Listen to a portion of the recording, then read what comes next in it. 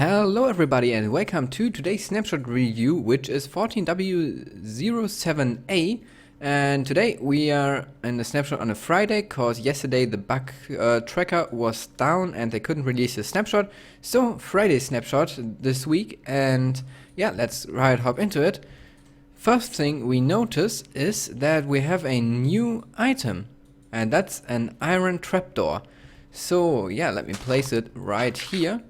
You can see it can be placed as a normal trapdoor, but it can't be opened like the iron door. But if I take a button, put it on the ground, we can open it with a button and we close after the redstone signal disappears. So this is quite cool in my opinion, and looks super awesome.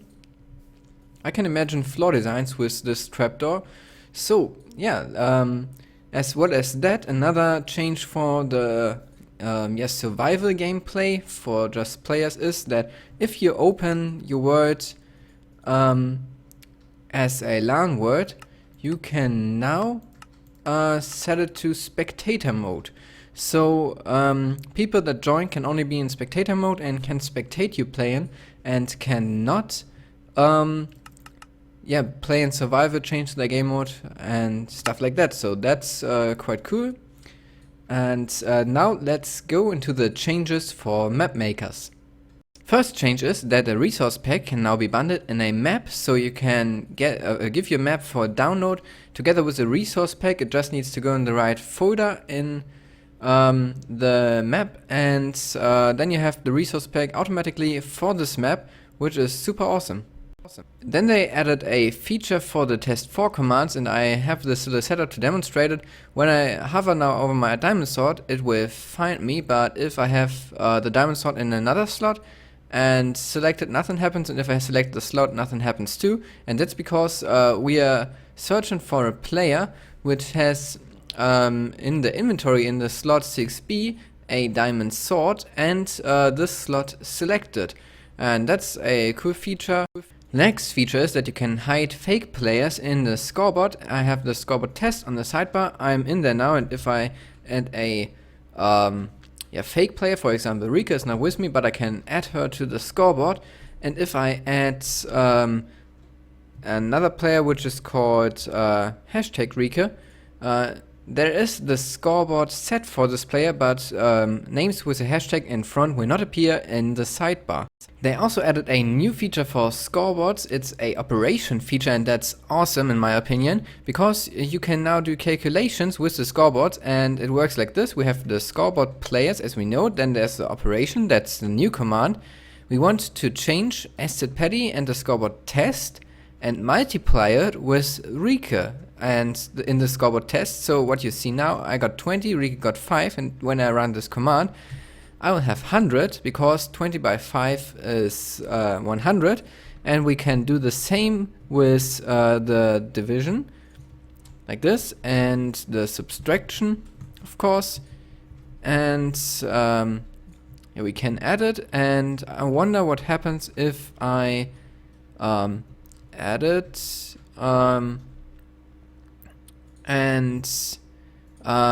have a uneven number. So let me quickly set my scoreboard to 4 and then do the division. So it's 0. Interesting. So yeah, that's something we can play around with in the future. And there's also another command. It's the scoreboard players test, and with that you can test if a scoreboard value is between a minimum and a maximum. So that's super awesome. We also have now the ability to run commands or to execute commands from another entity or in the range of another entity. So the example that is given in the changelog is this one. So execute at all entities chicken. We want to have a glass floor underneath them. I haven't tried this out, so we might let it run.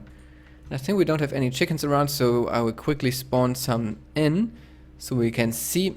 I guess that it will just make a glass floor underneath all chickens. So let's test it again. Oh, it makes a glass box around the chickens. Wow, that's awesome. So we have trapped chickens now. And yeah, that's another great feature because you can now really spawn structures around all players that are not OP and do it with a single command block. So yeah, great feature again.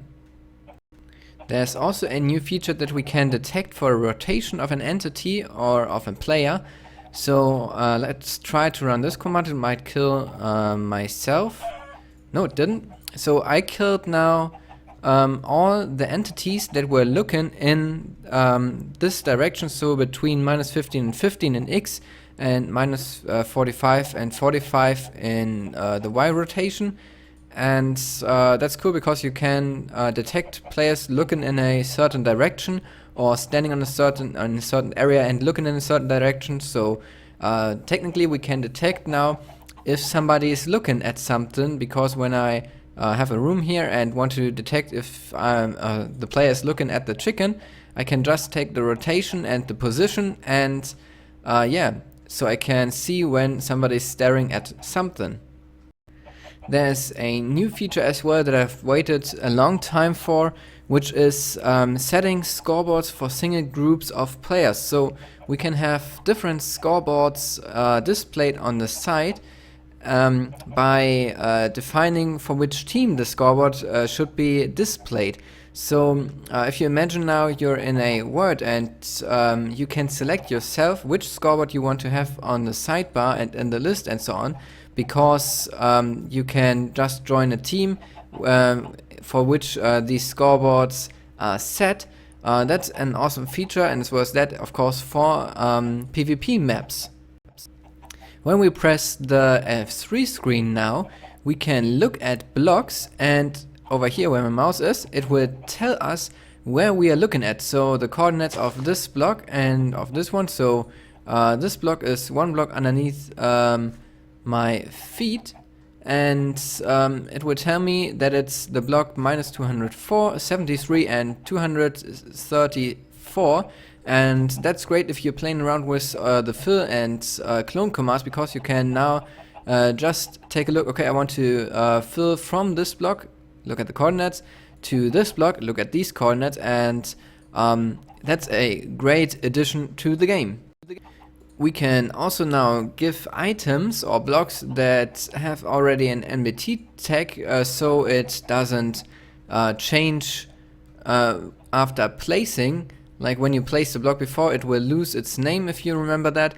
And I have now a command block here, and when I place it, there's already a command inside, and I guess that this will work for chests as well. So you can give players chests, and when they place them down, they will find the items inside.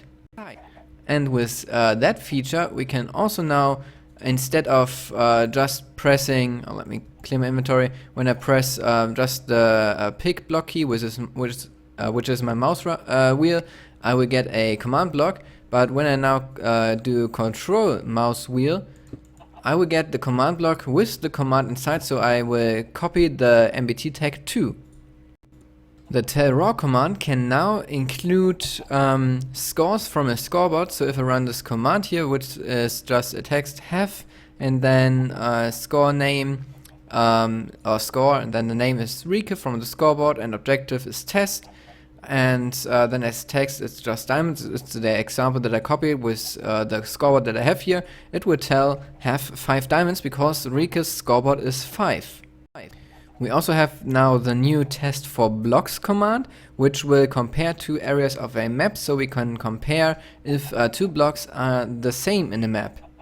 When I place a command block now in a dispenser and activate it, it will not dispense the command block, but it will place it, and when I now power this one, it will get a diamond block because the command block that I placed in there is this one over here with the command already inside that it wants to place a diamond block. So these 2 features will work well together.